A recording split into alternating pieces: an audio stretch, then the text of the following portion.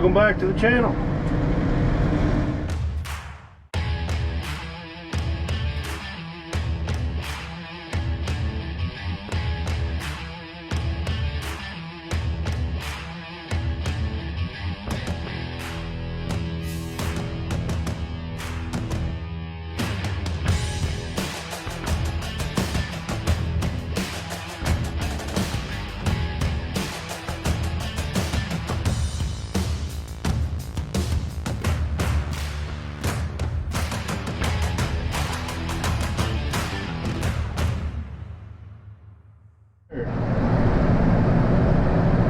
Right down there, I don't know if you can see them in the camera, 2 deer.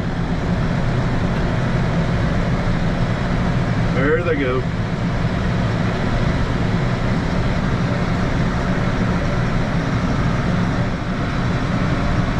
It was not supposed to rain yesterday and ended up coming a little thunderstorm at the house yesterday afternoon. Never did rain at the house, but it rained all around us. So I thought it would be good to cut hay this morning or this afternoon.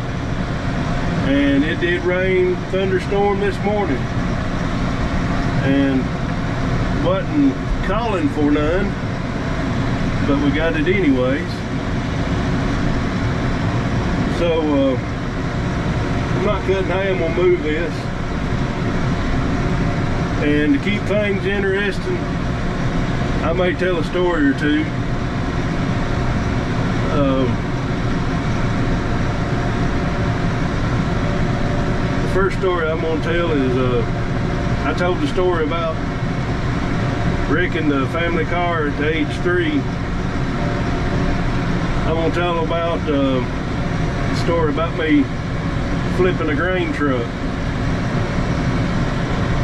And I was 13. I've told this story before on the channel, but it was it's been a while, so I'm gonna tell it again. I'll bring you back after I get this bale. So ever since I was a kid,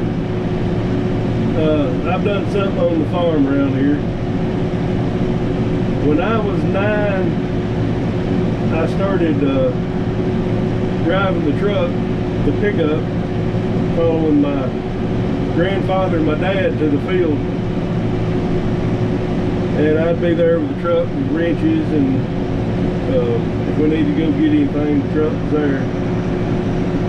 And yes, I did say 9, but I was following tractors, so I wasn't going about 15 miles an hour. So slowly I just started driving like I was a kid, or an adult, excuse me, around these old back roads, country roads. So when I was 13, I got to run in a dump truck. I would run a dump truck from the field to the grain bins, and usually it wasn't over 3 or 4 miles what I'd be driving. So every fall, the last week of September, first week of October, Lawrence County, Tennessee has their state fair. And on Fridays, kids get out of school for a whole day to go to the fair. Not in my case. I went to the field. So on one fair day, and it will be 31 years this September, October, I was driving a dump truck full of corn about a mile from the house. Well, anyways, I was pulling out of the field loaded, and my back tire slipped off the tiling, or I missed the tile, and it shifted all the weight of the truck to that side, to the left side, and on these wooden sideboards we have them chained together to hold, keep them from bulging out, and when this side board went, the other one went too. And I dumped about 350 bushel of corn out in the road in the ditch. So I don't know where Dad was that day. He might have been in the other truck. But my grandpa was running a 750 Massey Ferguson combine. And he couldn't see what happened where I was at, I don't think, when it happened. So all I knew was I had to go tell him what had happened. So I had to walk several hundred yards across the field to stop him on the combine to get some help and let him know what happened. And I was dreading it because I thought I was going to get a butt chewing and a beating both. Well, finally he saw me walk up, and he stopped the combine, and he got out on the platform, and he looked. He said, "What'd you do, Mr. Tile?" I said, "Yes, sir, I did." I said, I'm sorry. And I was waiting for the yelling to start, and he just looks at me and starts coming down the ladder of the combine, and he said, "Well, it's not going to get itself up, or it's not going to get up on its own. We're going to have to come up with a way to get that up." I couldn't believe how calm he was over that. I know I was only 13, but still, I knew how to drive better than that, or he thought I did. So we go get the truck, and we go assess the damage, and I really can't remember how we got it up. Maybe we brought an auger in another truck, but we got it up out of the field. And I guess my punishment was waiting on the yelling that never came. Anyways, finally, after we got it all up, he said,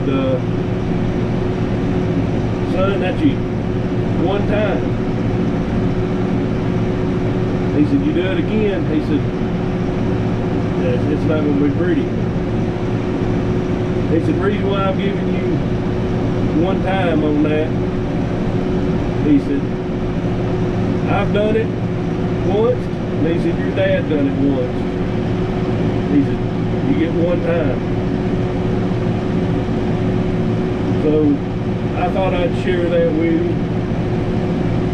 And let's get these rolls moved out.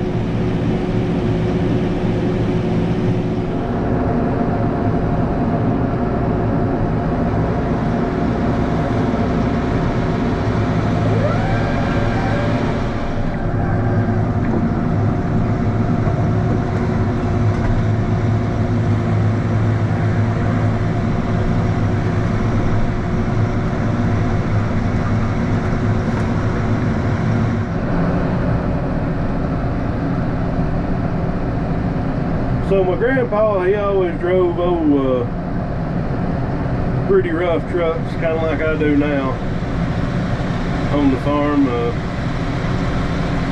He told me once when I was about 23, I bought a really nice, almost new truck, and I showed it to him one day, and he said, "It's a really nice truck," but he said, "Son, it'll never make you any money, and if you're a farmer, that makes sense if you think about it. Especially as high as trucks are now, 40, 60,000 for a brand new one. Just think of what you could buy for the farm with that." So I've always since then kind of kept that philosophy. I don't need frills or fancy in a work truck.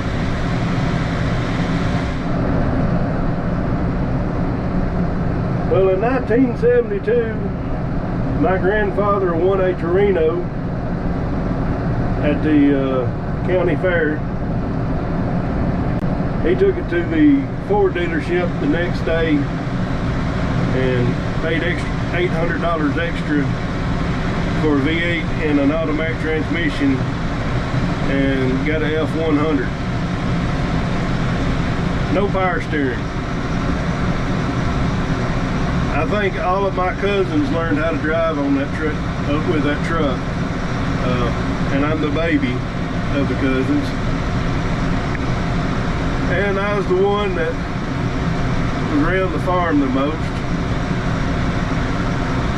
So one of my early jobs was to, when I was about 9 years old, I started following my dad and my grandpa on the road to the field in the truck. They'd be on tractors, and we had the truck there if we needed it. And if we was doing hay in a field like this, I got to drive around, and that's how I learned how to drive. Sometimes if we was on some back roads, they got where they'd let me drive on them back roads, but not wander off too much. So I thought I was good enough for driving that when I got out of sight of them, I would see how fast them old trucks would do. And I'm here to tell you, I can take a dirt road curve just about as good as Bo and Luke do. Good. And that was at 10 and 11 years old. Well, anyways, we had a pasture that had a lot of terraces in it. And we were over there one day doing something, and one of my older cousins that was 2 or 3 years older than me was up visiting. And we got in the competition to see who could get more air off the terraces. And my dad and grandpa never carried toolboxes. They just throw wrenches in the back of the bed and all kinds of other crap. Still to this day, I'm finding wrenches out there in that what used to be pasture. I've got soybeans on it this year, but that's just some of the stuff we used to do when we was kids.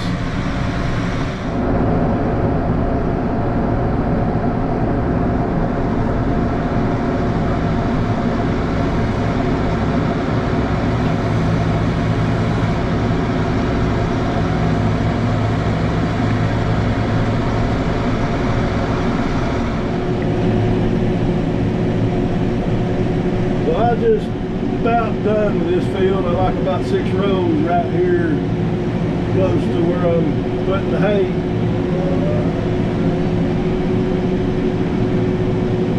So we're going to have another little story here. But my first car was a 64.5 Mustang convertible. It had 289 in it. It wasn't just super fast, but I had dual glass backs on it. It was loud. So right across the Alabama line, a little town 10 miles from me called Lexington. And me and some boys loaded up that car one Saturday night, and went down there to see what we could get into. And we pulled in at what they call called at that time the general store. It had pool tables, video games, where all the teenagers hung out at. So we went in there and we got to talking to some people and found out there was a party. So we were going to follow some people.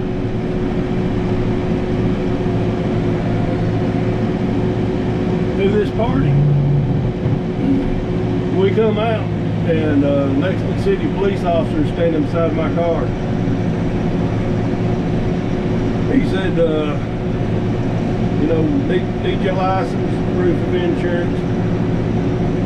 So I gave him all that, and I said, what's the problem, officer? He said, the only reason why y'all boys come from Tennessee to Alabama is to start trouble. He said, you're either here for drag racing, to fight, or steal, this is what he said, our women. And I said, well, maybe the last part sounds like about it, but I said, we're not here to cause any trouble. Well, we got escorted back across the Tennessee state line to make the story even better. About 3 years ago, I was in a truck I used to have, riding around Lexington, Alabama, and we were doing a little drinking, and he pulled us over that time again. But the kicker was we had his niece in the car with us, truck. He was going to throw the book at us, and she cried and begged and pleaded, and he let us go. She had to stay in Alabama, and we went back to Tennessee. So I thought I'd share that with you.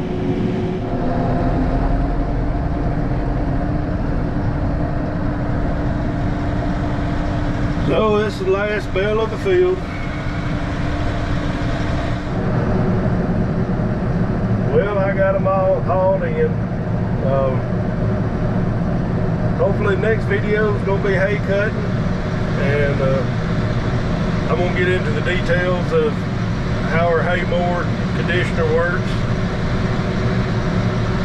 So, not a lot going on as far as variety on the farm right now. I've had plenty of hay moving videos, but I'm trying to keep it interesting. So I done the storytelling. That may not be everybody's cup of tea, but some have said they enjoy it. So that's one thing about my channel, is it's got variety.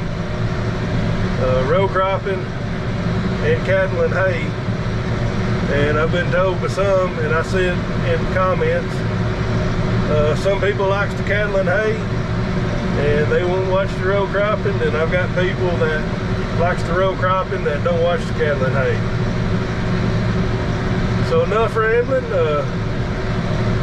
Thank you for watching. God bless you. Thank you for subscribing, and leave me some comments. Tell me if you like story time or not.